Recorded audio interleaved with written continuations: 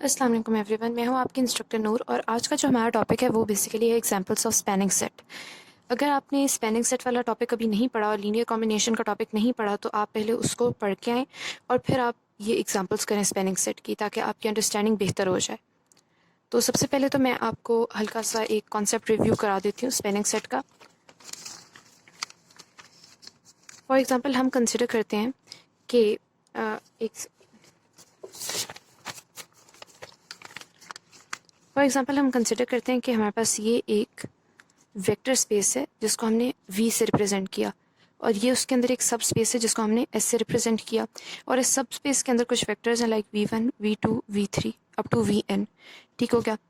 हम एक और सेट बना लेते हैं जिसको हम बोलेंगे स्पैनिंग सेट ऑफ v। उसको हम स्पैनिंग सेट किस सूरत में बोलेंगे वो मैं आपको बता देती हूँ। उसको हम इस सूरत में स्पैनिंग सेट बोलेंगे अगर हम इस वेक्टर को या इस सेट में जितने भी वेक्टर हैं v1 से vn तक, जितने भी वेक्टर्स हैं उनके लीनियर कॉम्बिनेशन में जो भी एलिमेंट्स आएंगे उनको हम इस सेट में लिखते हैं, like a1 v1 a2 v2 a3 v3 up to an vn। ये जो है ये हमारे पास एक स्केलर है, ये हमारे पास वेक्टर है जो इस सेट से बिलोंग करता है।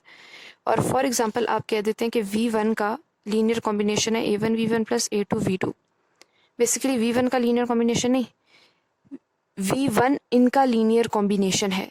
ठीक हो गया। यानी इनके कॉम्बिनेशन से v1 बना, जो कि एक लीनियर कॉम्बिनेशन के नाम से जाना जाता है। अब हम इसकी एग्जांपल करते हैं।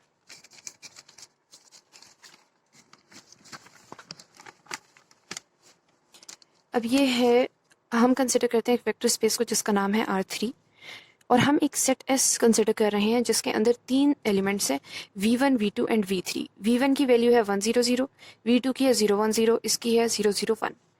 अब हमें क्या करना है, हम ये देखना चाहते हैं कि क्या ये सेट R3 का स्पैनिंग सेट होगा या नहीं होगा। तो उसके लिए सिंपल सा ये है कि फॉर एग्जांपल हम लेट कर लेते हैं कि हमारे पास एक वेक्टर है v, ठीक है, जिसके एलिमेंट्स हैं x1 x2 एंड x3। ठीक है।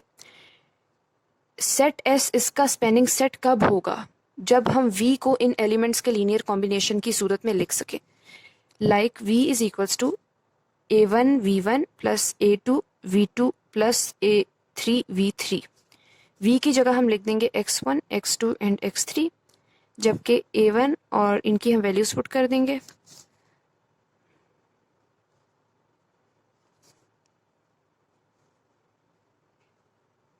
Like this.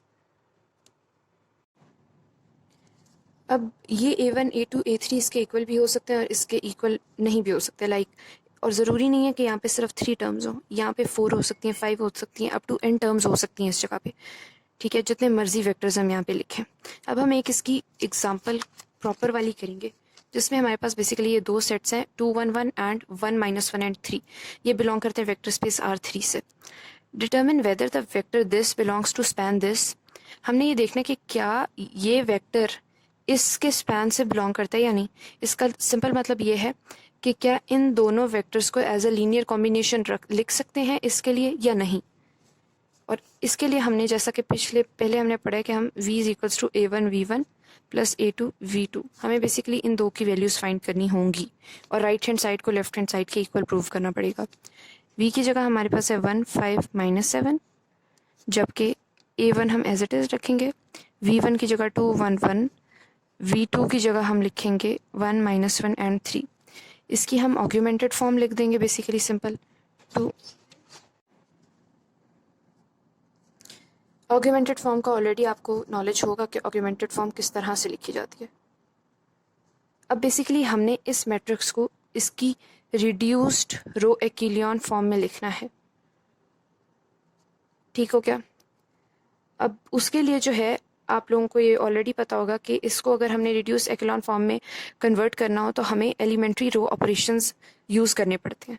ठीक है, ये स्टेप अब आप लोगों ने खुद करना है। एलिमेंट्री रो ऑपरेशंस वाला ये बहुत छोटा स्टेप है और बहुत इजी है। आंसर हमारे पास जो है वो आएगा ये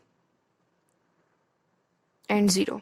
ये हमारे पास बेसिकली इस सेट की, इस मैट्रिक्स की रिड्यूस्ड रो एचेलॉन फॉर्म है। ठीक है, अब अगर हम इसको वापस इस फॉर्म में लेके आए तो वो क्या बनेगा। पहला वेरिएबल हमारे पास a1 है, a1 आ गया, ये 0 a2 से मल्टीप्लाई होगा तो यहाँ पे a2 इंटू 0 कर दें, इज इक्वल्स टू हमारे पास आ जाएगा, इसको ये आ गया 2 और ये आ गया A2 is equals to -3, 0 is equals to 0।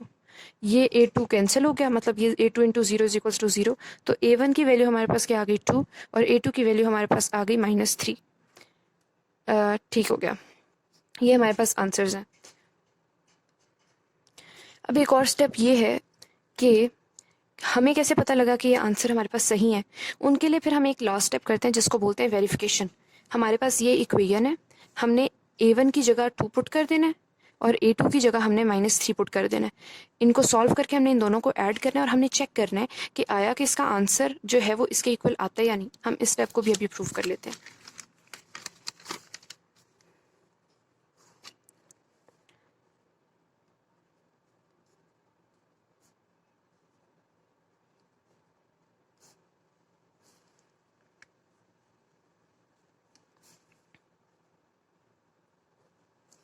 ये 2 2 ज़ार 4, 2 1 ज़ार 2, 2 1 ज़ार 2, -3 इंटू 1 जो है वो क्या बनता है -3, -3 इंटू -1 +3 एंड -3 इंटू -3 -9। इसका आंसर हमारे पास आता है 4 -3 1, 2 + 3 5, 2 -9 -7। ये आपने देख लिया कि आपके पास लेफ्ट हैंड साइड और राइट हैंड साइड इक्वल है। तो इसका मतलब ये है कि अगर ये दोनों इक्वल हैं तो ये सेटिस्फाई हो रही है इक्वेशन, और इसका मतलब ये है कि ये जो है सेट सॉरी इधर ये हमारे पास जो है सेट एस था जिसको हमने स्पैन का है, और वी हमने साबित करना था कि क्या ये वी इस स्पैन से बिलोंग करता है या नहीं। तो अब हम इन अ कंक्लूजन कह सकते हैं कि yes v belongs to the span S. इसको इस सेट का बेसिकली नाम एस है, और हम कह सकते हैं v is spanned by S. ये दोनों जुमले सही हैं, तो हम यहाँ पे लिख देते हैं hence v is spanned by S, मतलब वी एक लीनियर कॉम्बिनेशन है एस के एलिमेंट्स का। तो हमारे पास यहाँ पे एक और एग्जांपल है कि क्या ये चार वेक्टर्स जो हैं ये R4 को स्पैन करते हैं या नहीं। इसका मतलब ये है कि R4 में से अगर हम कोई भी वेक्टर लेट कर लें, जैसे हमने ये लेट किया, क्या इस वेक्टर को as a linear combination of these vector लिखा जा सकता है या नहीं। ठीक हो गया। अब इसको प्रूव करने के लिए हम एज्यूम करेंगे कि हाँ जी इसको लीनियर कॉम्बिनेशन लिखा जा सकता है। इसको हम पहले हर वेक्टर को एक डिफरेंट स्केलर के साथ मल्टीप्लाई करेंगे और उसको इक्वेट करेंगे जो वेक्टर हमने सपोज किया। ये वेक्टर हमने लेट किया है कि ये बिलोंग करता है R4 से, ठीक है, इसकी 4 डायमेंशन है और R4 से बिलोंग करता है, और इसको हमने ये वेक्टर इन सारे वेक्टर्स का लीनियर कॉम्बिनेशन है। उसके बाद हमने इस वेक्टर को ऑग्यूमेंटेड मैट्रिक्स में कन्वर्ट कर दिया। सिंपली हमने ये 4 रोज ऐसे लिख दिए मैट्रिक्स ही, उसके बाद पार्टीशन करके हमने इक्वेशन की दूसरी साइड लिख दी है, सिंपल। उसके बाद हमने इस मैट्रिक्स को रिड्यूस रो एचेलॉन फॉर्म या रो एचेलॉन फॉर्म के अंदर कन्वर्ट करना है। ये आपकी मर्जी है, आप दोनों से कर सकते हैं क्योंकि दोनों से आंसर में कोई फ़र्क नहीं पड़ेगा। मैंने यहाँ पे रो एचेलॉन फॉर्म से किया और ये सिर्फ 2 स्टेप्स मैंने परफॉर्म किए हैं और ये इजीली मेरा जो है ये कन्वर्ट हो गया। ठीक हो गया। अब जो है हमारे पास अगला स्टेप ये है कि हमने उस रो एचेलॉन फॉर्म से हमने जो है इक्वेशंस दोबारा से रीजनरेट कर ली। रीजनरेट हमने किस तरह से किए हैं, वो इस तरह से किए हैं कि इसको हमने ए से मल्टीप्लाई किया, इसको बी से, इसको सी से, इसको डी से, और इक्वेट इसको कर दिया Z1 से। इसी तरह बाकियों के साथ आपने करना है, बाकियों के साथ भी आपने ऐसे कर दिया। इन इक्वेशन को अगर सॉल्व करेंगे, लाइक डी की वैल्यू को इधर पुट करेंगे तो सी की वैल्यू आएगी, फिर सी और डी की वैल्यू को पुट करेंगे तो बी की वैल्यू आएगी, फिर इधर सी और डी की वैल्यू को पुट करेंगे तो ए की वैल्यू आ जाएगी। वैल्यूज़ हमारे पास आ गई, ए की, ए बी की, ए सी की और डी की। अब हमने इन चारों वैल्यूज़ को अपनी इक्वेशन के अंदर सब्स्टिट्यूट करना है। जो इक्वेशन हमने सबसे पहले बनाई थी और वो इक्वेशन थी ये इक्वेशन हमने सबसे पहले बनाई थी और इस इक्वेशन को हमने यहाँ पे सॉल्व कर दिया। ठीक हो गया। हमने सिर्फ ए की, बी और सी, डी की वैल्यू सब्स्टिट्यूट की हैं, इसको हमने सॉल्व किया, इसको इससे मल्टीप्लाई किया, इसको इससे मल्टीप्लाई किया, इसको इससे किया, इसको इससे, और इन चारों को ऐड किया। ठीक हो गया। ये इक्वेशन के दूसरी तरफ का हिस्सा है, राइट हैंड साइड। जब हमने इन सबको ऐड किया तो अल्टीमेटली हमारे पास जो रिजल्ट आया वो मैं आप लोगों को दिखा देती हूँ। वो रिजल्ट बेसिकली हमारे पास आया कि हमने राइट हैंड साइड और लेफ्ट हैंड साइड को इक्वल प्रूव कर दिया।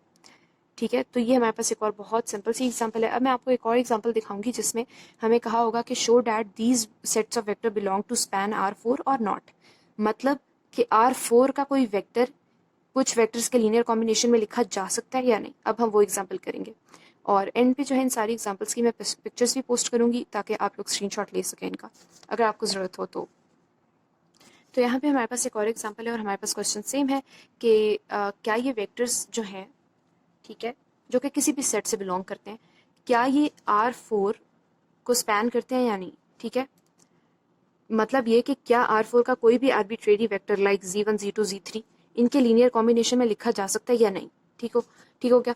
सिंपली हमने क्या किया, इनको एक एक स्केलर से मल्टीप्लाई कर दिया, इसकी ऑग्यूमेंटेड फॉर्म को लिखा हमने यहाँ पे, इसको हमने रो ऑपरेशंस करके हमने यहाँ पे इसको रो एचेलॉन फॉर्म के अंदर कन्वर्ट कर दिया। और ये जो है मैंने आपकी आसानी के लिए यहाँ पे रो ऑपरेशंस भी लिख दिए जो मैंने किए हैं यहाँ पे इसको कन्वर्ट करने के लिए। 2 स्टेप्स का काम था, बल्कि एक ही स्टेप में हुआ है, बहुत ईजी है। या आप उसके बाद एक और रो ऑपरेशन किया हुआ है, जिसके बाद ये हमारे पास फाइनल रिजल्ट बन जाता है। अब हमारे पास जो अगला स्टेप हमने करना है वो बेसिकली ये है कि हमने R3 और R4 को रिप्लेस कर दिया। ये भी बेसिकली रो ऑपरेशन के अंदर ही इंक्लूड होता है। अब हमारे पास फाइनल रिजल्ट ये है। अब हमने क्या करना है कि हमने उसी तरह करना है जैसे हमने पिछले एग्जाम्पल में किया, A, B और C। इन 1 को A से मल्टीप्लाई किया, 1 को B से किया, 0 को C से किया, इसको इक्वेट कर दिया Z1 से। यहाँ पे हमारे पास आंसर आ गया।